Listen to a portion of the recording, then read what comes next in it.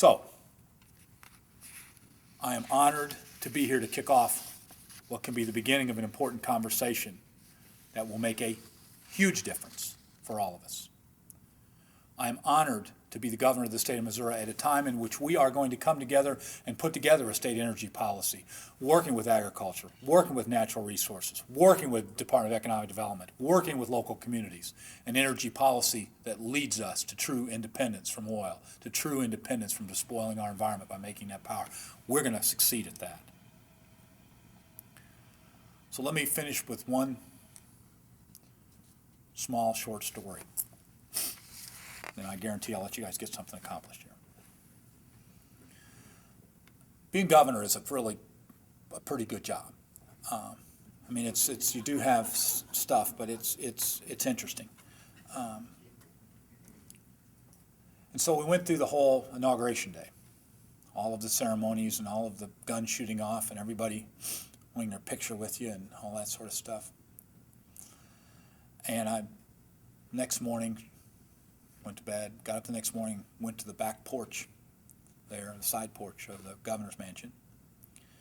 And Georgiana and I do what we do every morning, which is at dawn we get up and have a cup of coffee and tolerate the papers.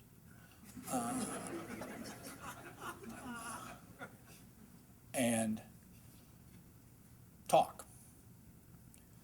On that morning this year, on January 13th, when we got up and had a cup of coffee and read the papers,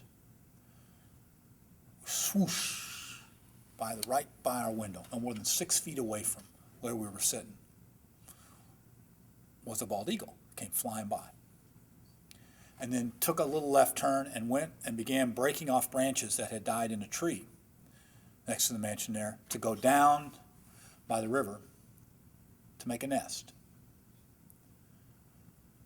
First of all, the awesome power and beauty of that bird is something just to see close to you once you clean the coffee off your front of your shirt.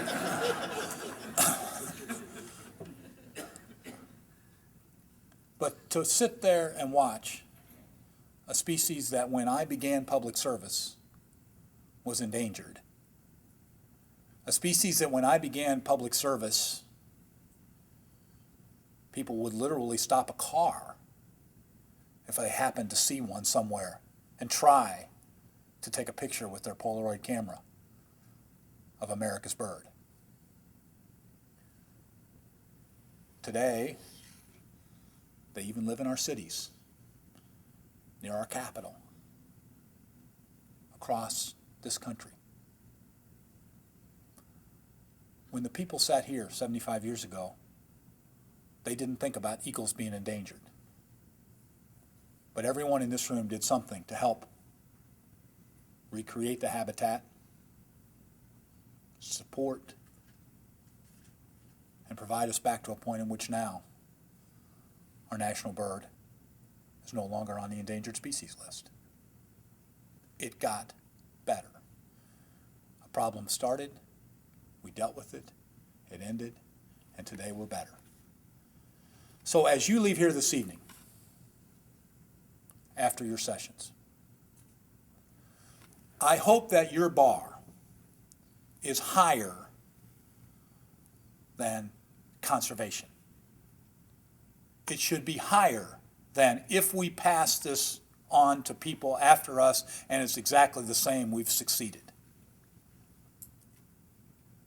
We need to make it better. That means we need to be more energy independent. That means our air needs to be cleaner. That means our water needs to be cleaner and more plentiful. And more people need to appreciate the simple joy of the outdoors and the nature that we all share. So I ask you to go beyond what the folks did here as they got the first Conservation Commission together 75 years ago. To go beyond just conserving and think about protecting and improving the world we live in. If we aim that high and work together, then in a room much like this, when all of us are long gone,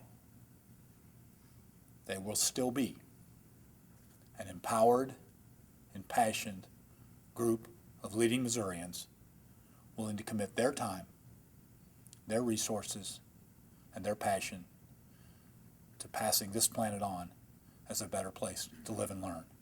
Thank you for your work.